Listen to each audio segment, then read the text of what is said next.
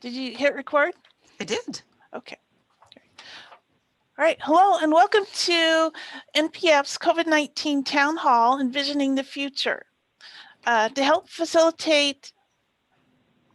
participate in today's event, we'll go over a few housekeeping requests with Jane Sladen, Director of Patient Services, our host. Thank you, Bev. I appreciate that. And thank you, everybody, for attending this evening. We've got a great, let's see, I'm not going to call you a speaker, Dr. Gelfand. I guess answerer of all questions, and Stacie, our moderator.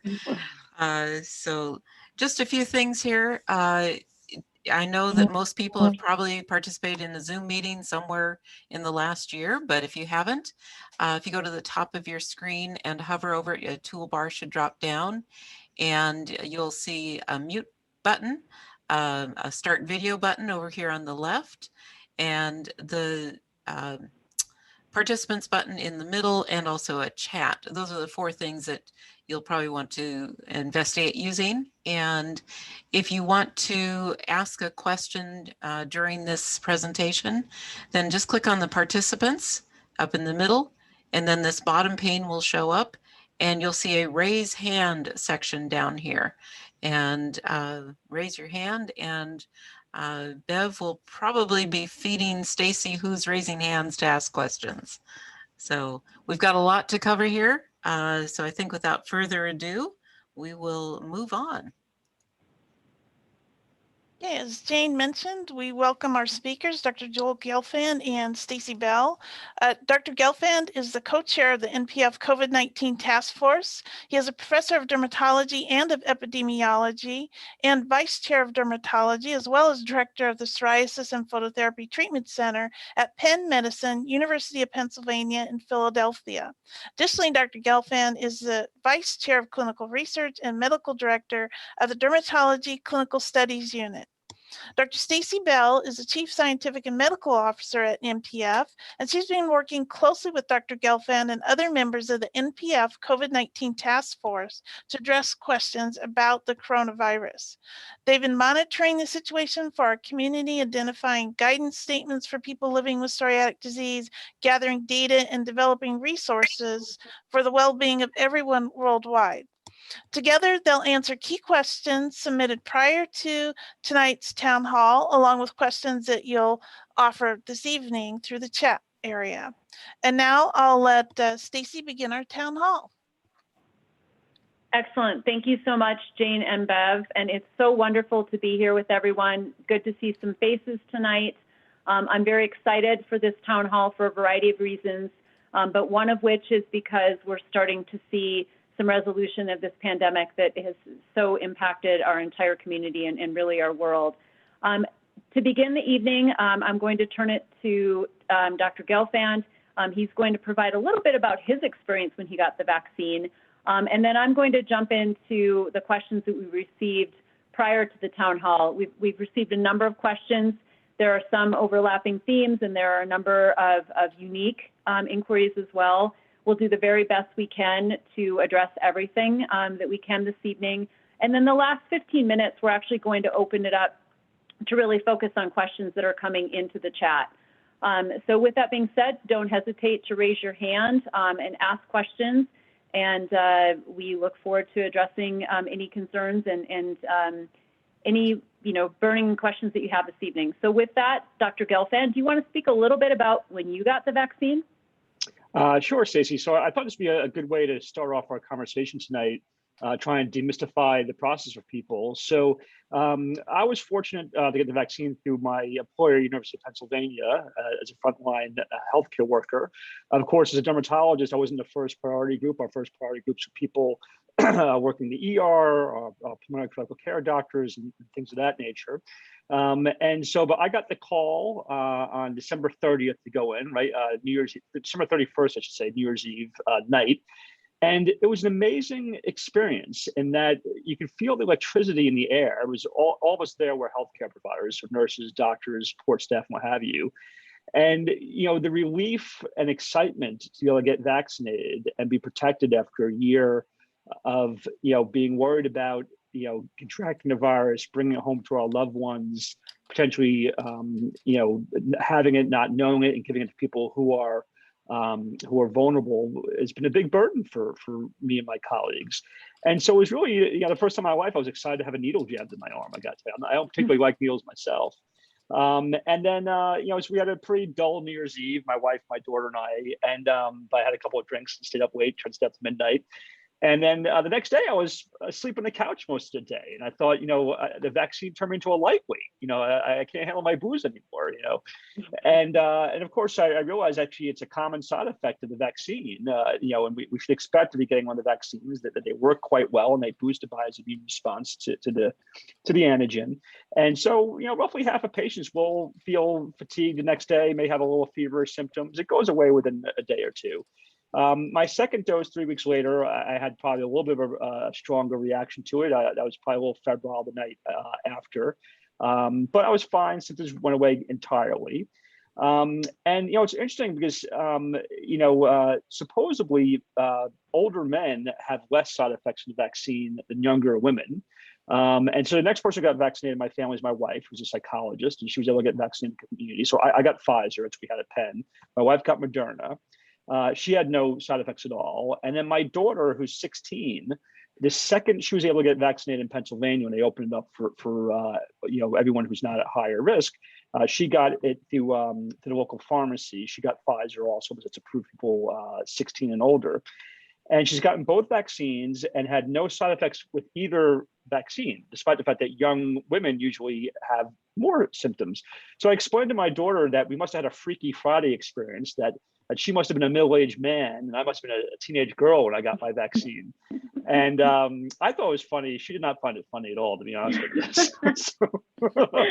And if we could keep this story between all of us, if she finds out I'm telling the story in public, I'll be in bigger trouble than I already am as a father of a teenage daughter. So that was my experience, and and fairly typical, I'd say, of a lot of my friends who've gone through it. So Stacie, I'll turn it back over to you. Excellent. Thank you so much. And I will share my experience a little bit later on in our conversation too, Dr. Gelfand. But I'm just excited to say my two teens that are under 16, but between 12 and 16 are actually getting their vaccines tomorrow. So it's been great for our community to have vaccinations opened up to that age demographic as well. So jumping into the questions, again, Dr. Gelfand, please let me know if you need any clarification or anything with the questions, and I'll be happy to chime in from the MPF perspective whenever appropriate. But probably one of the most common questions that we've received, and you and I have talked extensively about with the task force, is how common are post-vaccine flares? Yeah, so this is a really interesting question. So, we started researching this issue way back before the vaccines even became approved, anticipating that there'd be new vaccines coming to market, and wanted to understand, well, in the history of vaccines that have been out there, flu shots, pneumonia vaccines, vaccines against chickenpox, et cetera, is there any evidence that vaccines either trigger psoriasis and people don't have it, or flare psoriasis and people will have it?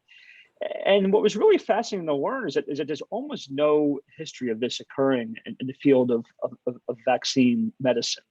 And one of our most immunogenic vaccines, so a vaccine that you would expect to potentially aggravate psoriasis in people if vaccines could do this, is called Shingrix. It's a vaccine that's used for shingles. Maybe some of you have had it. It's approved for people 50 or older, highly effective in preventing people from getting shingles, and recommend people 50 or older. And we spoke to the manufacturer, it's GSK who makes it, and they've looked through all their safety database. They've had no signals at all of that highly immunogenic vaccine triggering psoriasis or aggravating psoriasis. So that was sort of reassuring to us. But of course, we don't know until the new vaccines come out and people start using it. And what's a little bit challenging to understand is that one is psoriasis does tend to flare or get worse this time of year. I mean, the spring is a pretty common time when psoriasis gets worse in people. And of course, this is when the vaccine rollout is coming on. So what the clinical scientists have to figure out is, when people get a vaccine and the psoriasis, gets worse around the vaccine period, how do you know if it's related to the vaccine or some other cause or is this totally coincidental? That's what sort of the work is. And what we've learned so far is that one is, reaching out to the CDC. I corresponded with them a couple of weeks ago, and they have found no signals, very few reports of psoriasis getting worse after the vaccine. And in the trials of the tens and tens of thousands of people getting the vaccines, there's been no evidence of induction of autoimmunity or immune phenomenon that's been different in people getting the vaccines compared to getting the placebo. So all of that, I think, is quite reassuring. And then best I can say is from my clinical experience, I care for more than 1,000 people with psoriasis and oversee the psoriasis center at Penn, where we care for thousands of patients. So when unusual things happen, they usually come my way. We really haven't seen any convincing reports of people having an exacerbation of psoriasis somehow related to the vaccine. There's been questions about psoriatic arthritis as well, like could the vaccine trigger or aggravate psoriatic arthritis? And there has not been any convincing reports of that occurring to date either. On the flip side of this, I think the risk of COVID aggravating psoriasis is a question that we need to be thinking about as well. During the pandemic, I've had a lot of my patients who've had COVID who were doing well on their therapy, a biologic or what have you, who then seem to lose response, about a month or 2 months after recovering from COVID. Even people who had fairly mild disease. And so we do know that viral illnesses in some people could trigger psoriasis flares. I'd say ultimately, although there's some uncertainty here, the task force, myself in particular, we all feel very strongly that everyone who has psoriatic disease should get vaccinated against COVID-19. We think the theoretical concern of the vaccine in an unusual circumstance making psoriasis flare, that is a manageable problem, much easier to manage than someone whose psoriasis is flaring from natural infection from COVID, for which we don't have great treatments for COVID, other than supportive care. And if people are extremely ill, we have some options in the hospital. And then for people at very high risk, we have certain antibodies to use. But generally speaking, it's better to get immune from the vaccine than from being exposed to the virus. Yeah, and as a follow-on to that, Joel, we've had a few questions regarding the management of those flares, and we, of course, encourage everyone to speak to their healthcare provider, but the management of those types of flares would be very similar to management of any flare that occurs, correct? I think that's exactly right, although I would take a step back and say, before someone attributes a flare to the vaccine, other causes should be looked for, okay? Because the most common trigger or aggravation of psoriasis is a strep infection. And so the last thing you want to do is sort of feel like, oh, I got the vaccine, I feel a little punky and my throat's a little sore and now my psoriasis flared and it's the vaccine, when common things are common. And strep is a common infection that triggers psoriasis. So, the clinician should first look for, the standard things that flare psoriasis, rule those out before, going down the pathway of the vaccine. And I would encourage anyone who feels like they are having a side effect of the vaccine. The CDC has a easy way to report symptoms or side effects of the vaccine. It's called the V-Safe program. I signed up for it myself. They'll text you periodically. Just ask you if you're having any problems. And they want to know, and we want to know. We want to hear about these problems from people as much as we possibly can, because the more consistent reporting we get from folks, the more we can try and understand the data and do the type of analysis necessary to understand, all right, is the rate of exacerbations of psoriasis what you would expect in the patient population this time of year? Or does it seem higher or less or what have you? So I encourage people who are concerned about this or think they're having the problems, go online or go on your phone, and it's easy to report this information to CDC, and then their scientists and us at the task force will have more opportunities to really scrutinize this and try to understand is this something we really have to worry about or not. But again, having had dozens and dozens of my patients get vaccinated, I haven't seen it yet. Which means that if it occurs, it's probably pretty uncommon. Yeah, exactly. Well, and I think, so I used the V-Safe as well after I had my vaccination. And it's so important because it's really a way for people to track. I mean, millions of people have gotten the vaccine, whether it be through trials or whether it be through, in the community practice. But for, physicians and vaccine developers, the CDC, et cetera, programs like V-Safe are really, the way to do it. I'll again comment on my experience later, but one of the things I experienced after my first dose is really, really vivid dreams. And, and I put that in as a symptom because, who knows, maybe it was the ice cream I had before bed that night. Maybe it was the vaccine, right? But, those are how patterns are tracked. Just to flip, because we've had some questions about this as well, have you seen any circumstances where the vaccine has actually improved psoriasis? Yeah, that hasn't been something my patients have reported to me. There is some reports of people who've had long COVID syndrome, which is, a little more common than I think we realized. There was a paper that came out of Europe, Scandinavia, I believe, where they tracked a bunch of healthcare workers. They're easy to follow and see what's going on, who primarily had mild disease. They were young and fairly healthy. And roughly 15 to 20% of them had long-term, meaning more than 6 months, lingering symptoms of the virus, fatigue, shortness of breath, things of that nature, that were impacting their daily function activities. There have been anecdotal reports of people with long COVID syndrome who've gotten vaccinated and their symptoms resolved. We don't know enough yet to say if, in fact, getting vaccinated helps improve symptoms of people having lingering symptoms of COVID beyond the infectious period, but it's kind of provocative. Mm-hmm. Yeah, exactly. So one of the next most common questions is, how is treatment or the medications that individuals on going to impact the vaccine effectiveness? And we've had lots of discussions about this week. I know there's still data coming in, but in general, could you comment on, again, there's a number of specific treatments people have asked about, but maybe in general, you could comment on any medications that there's concern with. Yeah, so this is a really important question, of course, and Task Force did a deep dive in this issue, also first studying all the prior data about all other vaccines that have been used, studies available to understand the impact of the therapies we use commonly for psoriasis, whether it be things like methotrexate, the various biologics, things of that nature, to understand, do they affect the flu vaccine or pneumonia vaccine or other vaccines that people take.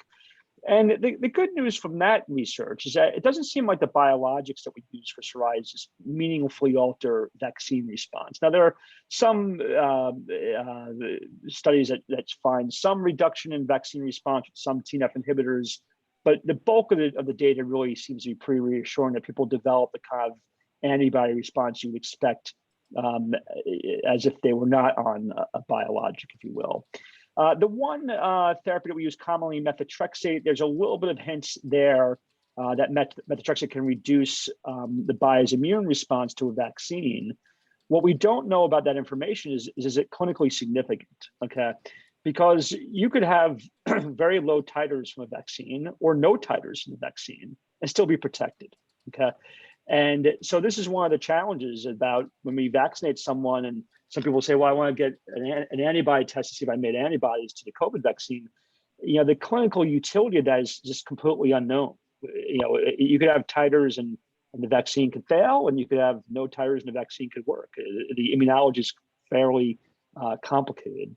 So in any event, there was one study a couple of years ago in Korea, a small study, and they showed that amongst people with rheumatoid arthritis, that if they held their methotrexate for 2 weeks after getting the flu vaccine, they had a marginally better antibody response to the flu shot. What does that mean? No one really knows, okay? So, the task force's view of this is, number one is the vaccines available are so highly effective, much more effective than the flu shots generally are, that we didn't feel it was worthwhile, trying to hypothetically have a better antibody response by tweaking people's treatment regimens. We thought, doing that would probably put people more at risk of either not getting vaccinated, or delaying vaccination, which would obviously put them at risk of getting sick with COVID, or potentially could result in problems with their underlying disease, because they're holding a therapy that they may need. We did put one carve out on for the one dose vaccine, the J&J vaccine. It's a little more doable to hold that methotrexate for 2 weeks. Is only one dose, right? Whereas with the 2-dose mRNA vaccine, it's a little more challenging. It's around a month of holding methotrexate. So we said that people who are 60 or older, who have underlying health issues that put them at very high risk for bad COVID outcomes. So someone 65 and has lung problems or coronary problems or something like that, that maybe in that setting, if their disease is well controlled, maybe they want to think about holding methotrexate for 2 weeks when getting that particular vaccine. But that being said, we just don't have any data to know that it's going to meaningfully benefit people in any way. And so the task force felt that the best position was just to continue people's therapies. The American College of Rheumatology took a slightly different perspective. They sort of said, well, for any vaccine you get, whether it be the mRNA ones or what have you, you should hold it for 1 week. And again, there's no magic to that. There's no clear evidence that would benefit a patient. And so the task force generally feels you just go ahead and get the vaccine. Excellent, thank you. So, to flip things now, and this again is a conversation we had very early on in the pandemic, and that is, do you recommend individuals staying on their biologic, through the pandemic process, either for risk of infection, or again through vaccination? Would you recommend people postponing their treatment because of risk of infection? And then I guess related to that, are people going to be more susceptible for severe effects of the vaccination if they're on a biologic? So it's really all related to biologic use during all the phases of the pandemic. So it's so much easier to answer this question today than it was a year ago at this time, as we have so much more data now. I do want to take a step back, though, and I realize I didn't fully answer the question about the impact of treatment on vaccines. So what can be very confusing to people, in our communities, is that you may hear a headline that, oh, immunosuppressed people didn't respond to the vaccine.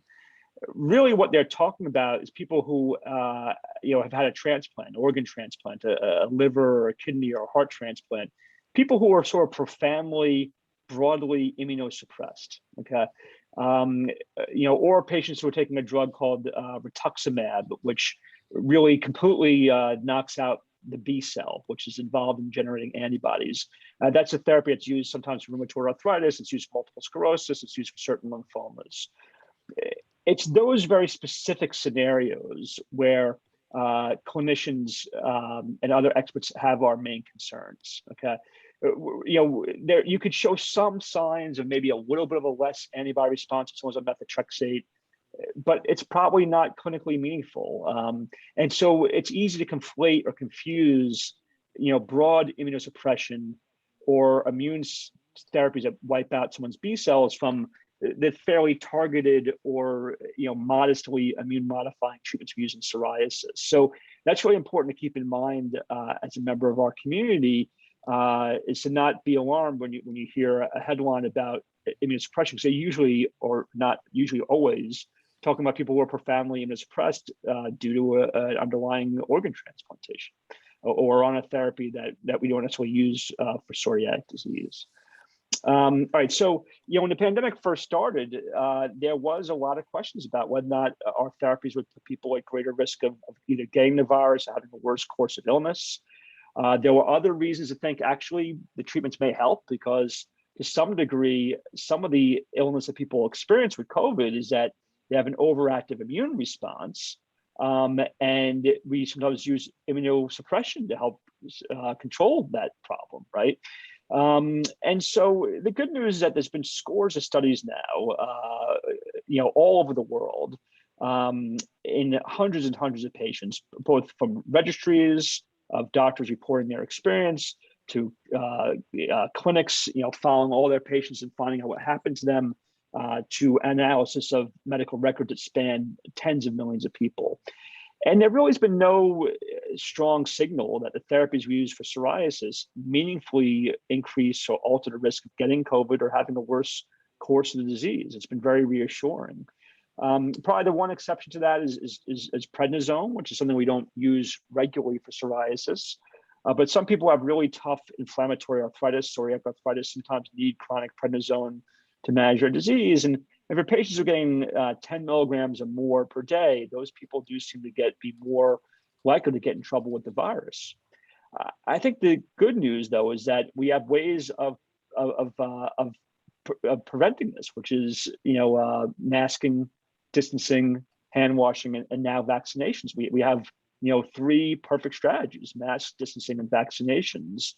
We're still wondering about the effects of prednisone on the vaccines. Some feel that high doses of prednisone may be an issue with vaccine uptake. My guess is that for most people with psoriatic disease who are on low doses of prednisone, they'll probably mount a reasonable immune response. But, people have heard the new CDC guidance that, if you've been vaccinated, you can take off your mask and things of that nature. And that's probably accurate because the vaccines do lower our risks so much of either getting infected or having significant ability to transmit the virus to other people if we have it, and almost eliminate the risk of getting sick enough to be hospitalized or dying of the disease.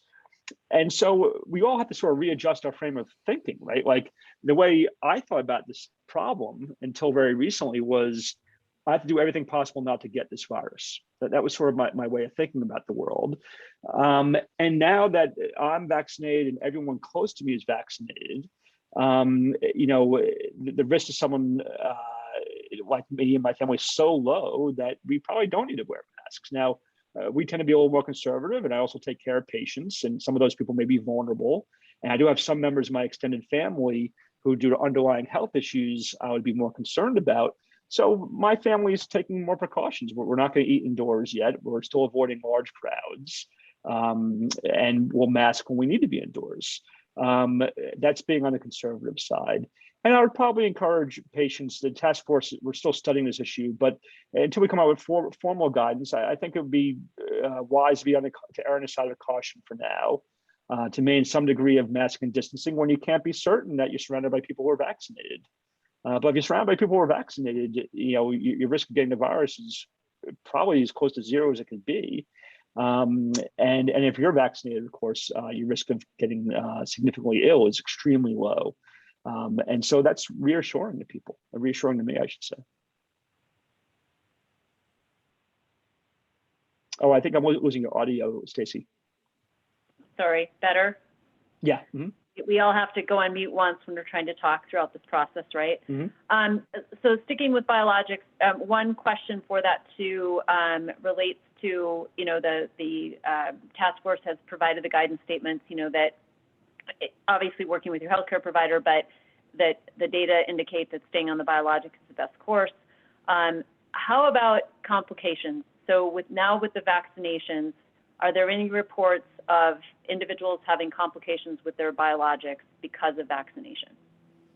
Yeah, that's a really good question also. I personally have not seen it and haven't heard of any reports of it. So I'm not aware of that happening yet. Again, based on the history of vaccine medicine, that hasn't been something that we've really seen as an issue. So if this was to occur in some meaningful way, it would certainly be, paradigm shifting. We don't expect it to occur, basically, based on how our therapies work, how the immunizations work. There's just no biologic reason to predict that would happen. We need to recognize that every time we brush our teeth, we're exposed to all sorts of bacteria and other immune assaults into our bodies. So, our body's capable of handling certain immunological events. And that's basically what a vaccine is. It's a very controlled, measured amount of protein that your body gets to mount a protective immune response. And you're getting the right amount. And that's why it's safer to do it against natural immunity, because when it's natural immunity, basically we have a virus who evolved to try to figure out how to screw around with our immune system, how to suppress the immune reaction to it. That's how the viruses are successful. And so, the immunity we get from natural infection has been shown to not be as protective as the immunity we get, say, from one of the mRNA vaccines. And so I hope that's reassuring to people. It's something that personally I don't even worry about. And, my mother used to call me Cautious George. So I'm definitely a worrier. And but that's something that I've not seen in my practice, nothing I've been concerned about personally. So speaking of worrying, one of the other questions we've received is, I got my vaccinations, first and or second dose, sometimes both, and I didn't have a lot of side effects. Does that mean it didn't work for me? Yeah, so the interesting thing is there's no real correlation between the symptoms people have and the immune protection people have. And to come back to the earlier point made before, there's also we really don't have a good understanding of the commercial lab tests available where you could get an antibody test to the spike protein to see if you've made an antibody response. And it's very tempting to want to get that test done. If you're worried about it, I would encourage people not to waste their time or money. Because the result of the test shouldn't change your behavior. If the antibody level was not present, you don't know if it's a test issue or if you're still immune, but you just didn't have measurable antibodies. That's sort of the nature of how these things go. Now, some clinicians may have different points of view on this, and so it's certainly worth talking to your own healthcare provider, getting their perspective on it. And if reasonable people can disagree on this issue. Oftentimes you'll see clinicians, disagree on things when we don't have, strong, rigorous science to prove what the right answer is, right? But I got to tell you that the people I hang out with who I really trust and who are super smart in these issues, none of them are ordering this on their patients or on themselves or their family members. And I'll, take the opportunity now to share my experience a little bit, and then I'll ask one of our attendees to do so as well. So, because of the travel that I do and because I'm at a number of medical centers, the likelihood of me being exposed to COVID along the way before a lot of the shutdown happened, it was fairly high. And so when I got my first vaccine dose, I had a fairly significant response. Significant meaning, like you, I was febrile, I was a little sluggish the next day. The vivid dreams that I mentioned, nothing that was, detrimental. I continued my work. I continued my workout. It was short-lived, et cetera. But, with that, there were a number of physicians that said, well, if you have a strong response to your first vaccine, you may have been exposed prior, and, the second dose is going to be even worse. And I think a lot of that discussion is also based on clinicians, scientists trying to make sense of the data, right? But me personally, I had a lesser response for my second dose. And I, was somewhat bracing and preparing, thinking that it may have been maybe worse, and tried to plan my schedule accordingly and everything. And, maybe I was a little less energy for me for a few hours, but, nothing significant, and went on and just celebrated the fact that I was fully vaccinated. With that being said, I'm wondering, Bree, if you'd be willing to comment on your experience. Yes. I actually work in healthcare, so I'm around, majority of my patients are elderly, and my company called me at 7:00 on December 20th and asked me if I wanted to come in and get my first dose. And obviously I jumped in the car right away to go get it. I didn't have to think twice about it. Because I knew the importance of it, and I wanted to be safe just for myself, family, and for my patients also. I did not have any type of reaction other than the normal injection site pain.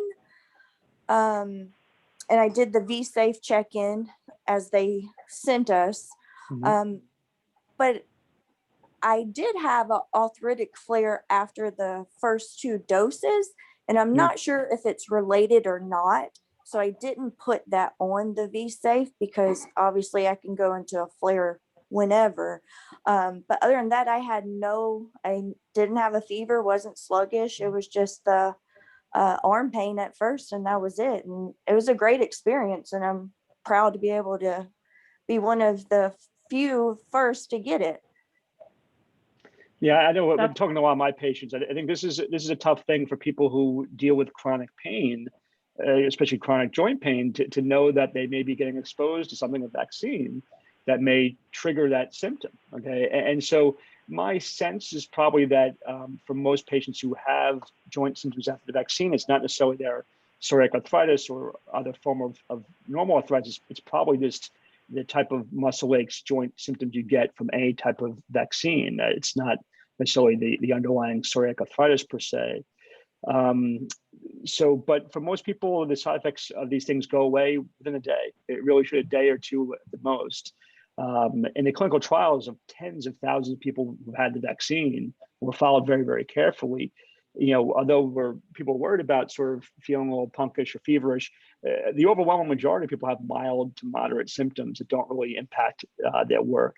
For people who are concerned about it, and if you haven't been vaccinated yet, then you may want to consider organizing your vaccine on a day of the week when the next day you can take it easy. That'd be sort of a logical thing to do. But again, for the overwhelming majority of people, any symptoms or side effects you'll have will be gone within 24 to 48 hours. Excellent. And just one more opportunity too, Mark, would you like to comment on your experience? Yeah, I had Pfizer, and sorry, but I had nothing. I mean, except for what Bree said about the first dose at the injection site. And that lasted about, I could feel it coming on that night because I had the shot done in the afternoon. Lasted, maybe 24 hours, 36. I'm lefty, but I got it in my right arm, but I play tennis with my right arm. Don't ask me why. So I wanted to give myself a couple days in between.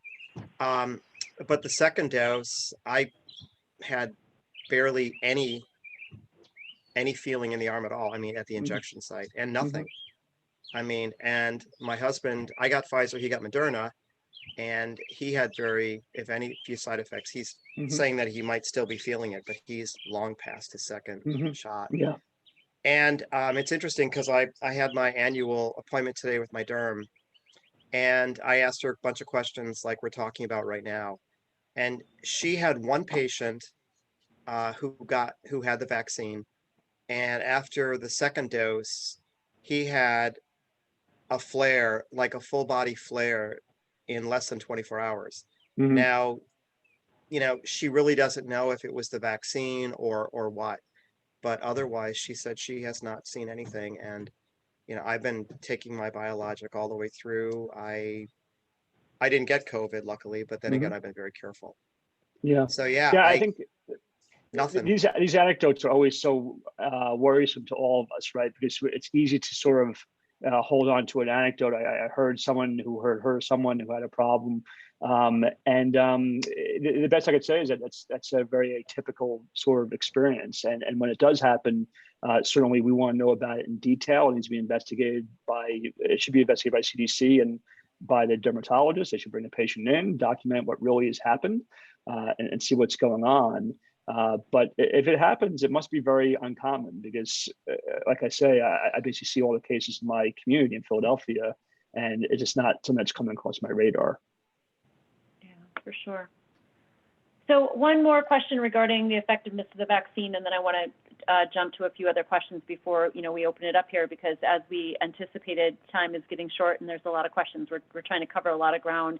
But there were a couple of questions regarding if topical steroids could affect the vaccine. So you mentioned potentially about prednisone, and there's a number of our community that are on topical steroids. Could you offer any insight or comments about that, Dr. Gelfand? Yeah, so there's no real reason to think that topical cortisones applied would affect someone's vaccine response, unless under an unusual circumstance where someone was using a massive amount of topical steroids smearing their entire body, head to toe, which is generally speaking not the way patients should be managed with those in the first place. So for the overwhelming majority of patients using topical medications, there's really no reason to think that will impact the vaccine efficacy or anything else for that matter. Excellent, thank you. And then thinking about just psoriasis as a whole, psoriatic disease, is there any long-term impact that a vaccine would have on the course of psoriatic disease, psoriasis in particular?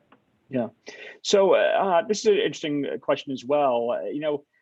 I think that there's been a lot of discussion, in media and in different communities about, well, I'm worried about the long-term side effects of vaccines. And the best I could tell people is that in the history of vaccines, which date back over a century, and of course, dating back to the polio vaccines, there's really no such thing as long-term side effects of vaccines. I mean, it's basically you're exposed to a protein, your body makes an antibody to it, and then things go away. The body goes back to its usual state of being. There's really never been any evidence of any vaccine, having long-term side effects. And so, usually when these studies are done, you focus most of your energies on the first 2 months, because that's really the window when reactions related to vaccines tend to occur. And honestly, it's usually within the first week or two, and it's usually very unusual stuff that can occur. That's part of the reason why the FDA gave emergency use authorization after just 2 months of follow-up of the mRNA vaccines, because the agency knew that, that if you didn't see any major signals in the first 2 months, it's extraordinarily unlikely you're going to see a safety signal by following people longer. Now, soon Pfizer will get full authorization for their vaccines. They will have 12 months of follow-up. That's sort of regulatory standard that we follow people for a year in a trial setting to look for any type of delayed reactions. But that being said, it's sort of unheard of in the history of vaccines to have delayed reactions to a vaccine exposure. Excellent, thank you. And I think, related to that, thinking about how the vaccine could impact psoriatic disease long term, we've received a number of questions too, as far as the vaccines seem to be developed very quickly. What should we be concerned about the fact that we don't know all the details? And we've had a lot of discussions about this in the task force, as you know, but could you provide some insight for folks as far as the mRNA vaccines being developed, quickly in the context of what people saw in the snapshot of the pandemic, but how that kind of fits into the overall picture of vaccine development? Right, yeah.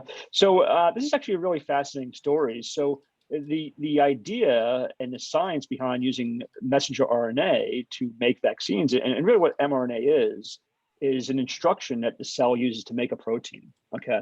So it's kind of like the biological equivalent of Snapchat. You have this messenger RNA, the cell sees it, makes the protein that it's told to make from the messenger RNA. That messenger RNA never goes into the nucleus. It's in the cell itself, an area called the ribosome. Makes that protein. The protein's then expressed. The body sees it, makes an immune response to it, and the mRNA goes away. It's in your body for probably less than a day, maybe 2 days, or something like that. It's a very rapid turnover process. Okay, so there's no long-term persistence of the vaccine particles in the body whatsoever. So in any event, so the technology actually was developed at my institution at Penn by a remarkable woman named Caitlin Carico. I'm not getting her last name right, I'm certain of that. But she's an amazing lady who was a scientist at Penn, and she believed in mRNA technology. And at the time, they were studying it for other diseases, heart failure, other medical problems, as ways of getting the body to make proteins that would work like a drug. And so at the time, no one believed it would work. And she had trouble getting funding. And she had a colleague, Drew Weissman, who's still a professor at Penn, and he was working on it. And she couldn't maintain her job at Penn because she couldn't get grant funding, which is not uncommon. Sometimes the best science doesn't get funded because people, can't understand how it could work. So actually, it's been decades of people were working on this technology, and it's just our incredible luck that it came to bear during the time of the pandemic. Now, the reason why the mRNA vaccines came out before the more traditional approaches, so the J&J vaccine, the AstraZeneca vaccine, they use a more traditional platform where you basically take a virus, it's weakened, so it's not really a live virus, it can't infect you or anything like that. You attach part of the thing you're trying to make an antibody to, and that's what you expose the patient to. That's a very classic way of doing a vaccine. To do that takes a long time. It's really complicated to manufacture, a whole sort of fake weakened virus that's engineered to make an immune response. A messenger RNA is a teeny tiny piece of protein. It's easy to make, easy to manufacture. And so that's why the companies that invested in that technology beat the traditional vaccines to market by months because it's a lot easier to make.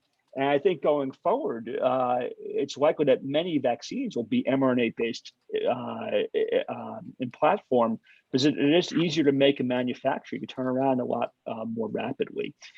So the technology is actually fairly old. It's been around for a long period of time, but it is true that the use of it as a vaccine technology is new. And the proof is in the pudding in terms of how effective they've been and how well tolerated. And for those who haven't gotten vaccinated yet, there are tens of millions of people around the world who've been vaccinated before you, months ago. And so, if there's something unusual that happens related to these vaccines, it's got to be vanishingly rare. So people may remember when the vaccines first came out, there's this fear that people would have anaphylaxis. You'd get a shot and you'd have swelling of your lips or tongue and couldn't breathe. That is incredibly rare. It's less than 1 in 100,000 people. And in the clinical trials themselves, they actually didn't see any cases of that. But one patient who got the vaccine got hit by lightning.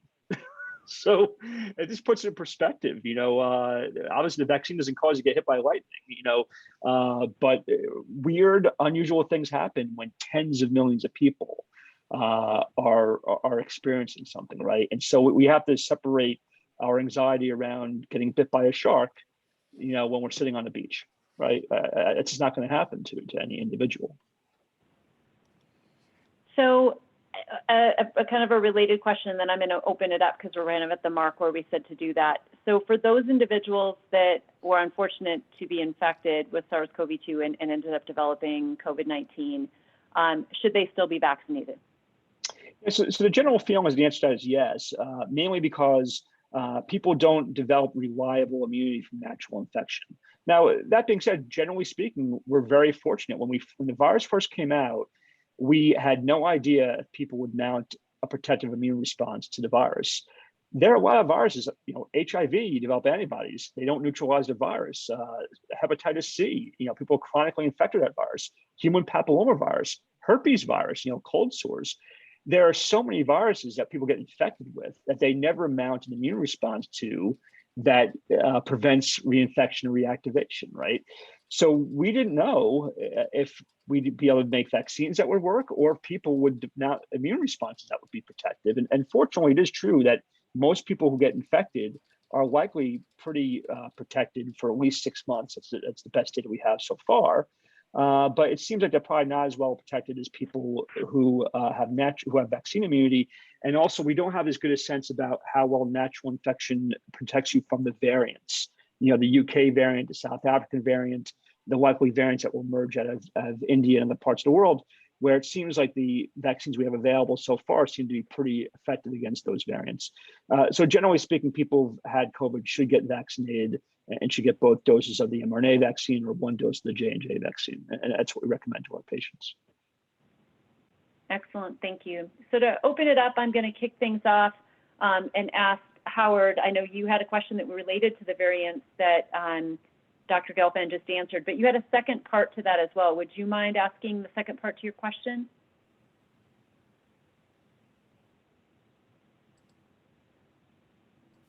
Is that mine, Howard Chang? Yes, yes, Howard Chang, okay. Thank you. Yeah, I actually don't remember my question. Do you have it? So you asked us about if boosters would be needed if you're once you're fully vaccinated. Yeah. Yeah, it's that time of the evening. So this is a question that it has to be sorted out. The general thinking in the scientific community is that it's likely after a year, people will need to get a booster. And the reason why that is that the virus is, not under control worldwide, okay? And so, if we had the ability to vaccinate the world and everyone got the vaccine, we wouldn't need boosters because the virus would cease to be able to transmit amongst people. But because there's going to be a large proportion of people who won't get the vaccine for a variety of reasons, and we obviously live in a global phenomenon where people are traveling and things of that nature, it's likely there's going to be some degree of community spread of the virus, in the upcoming winter, in the winter of 2021, 2022. And so, I have an abundance of caution. The idea is probably that we should get boosters, right? We should get vaccinated to make sure that we still have adequate immunity, because the pandemic's not over. We may be done with the virus, but the virus is not done with us.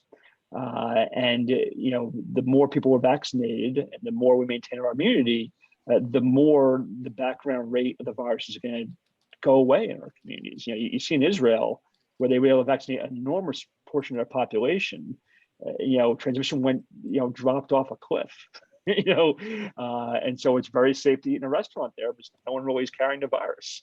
We need to get there in the United States through lots of vaccinations is really the way to get there. To some degree, it may occur because people are just getting naturally infected.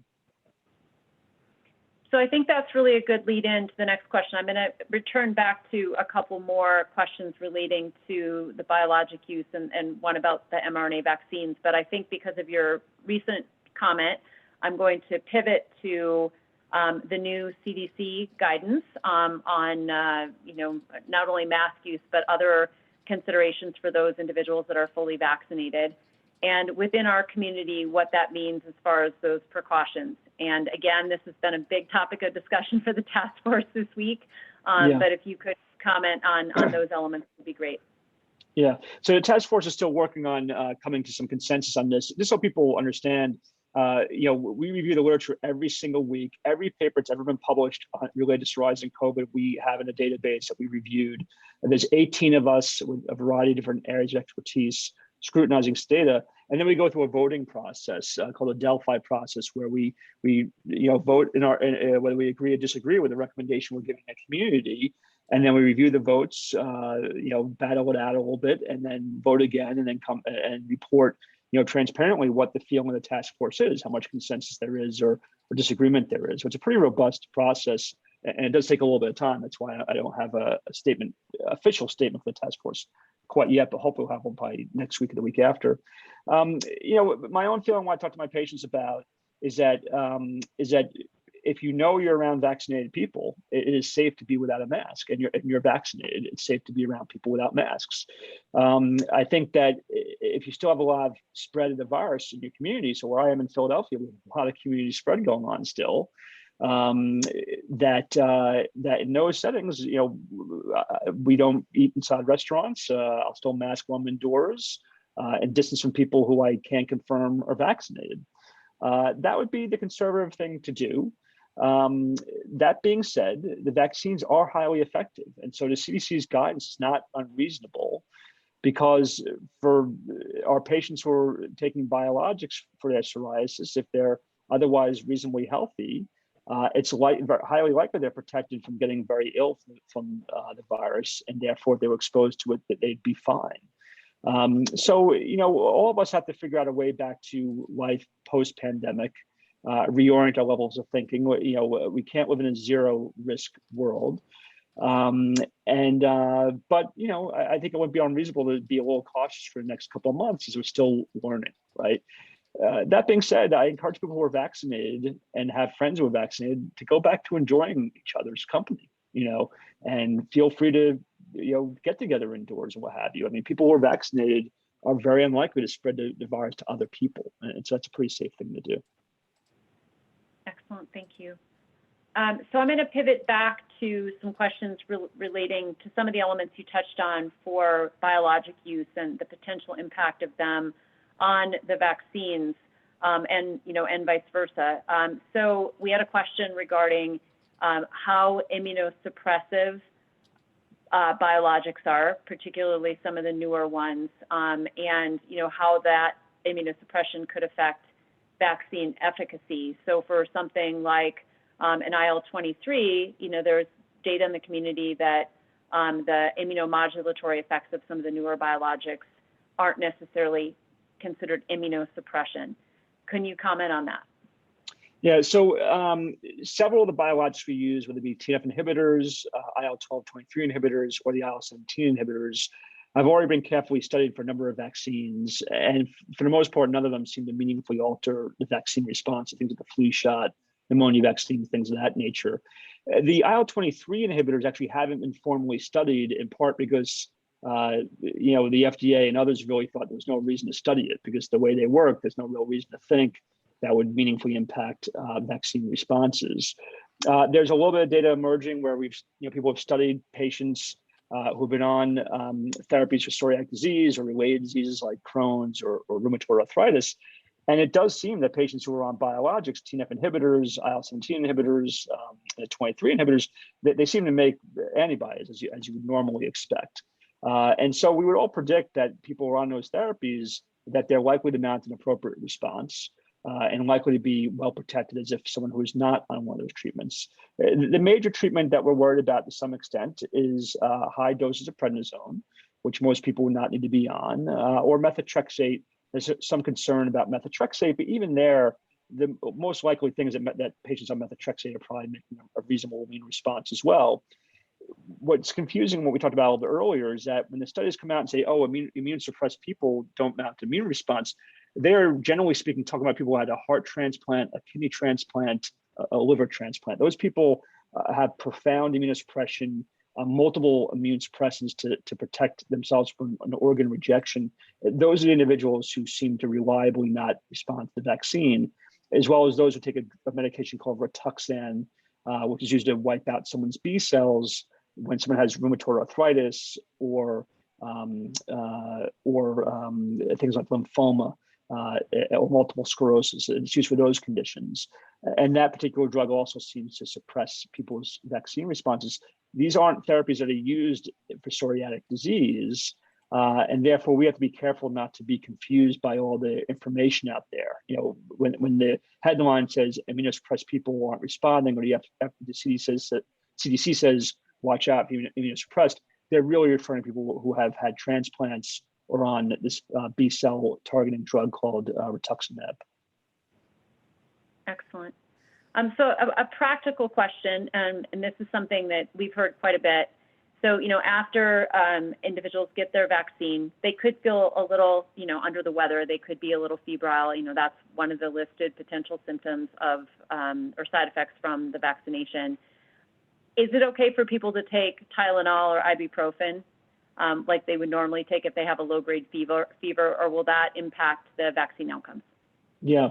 So, the most conservative will say just take Tylenol. Because Tylenol doesn't have any direct effects on inflammation, if you will. But I think a lot of my colleagues say it doesn't really matter.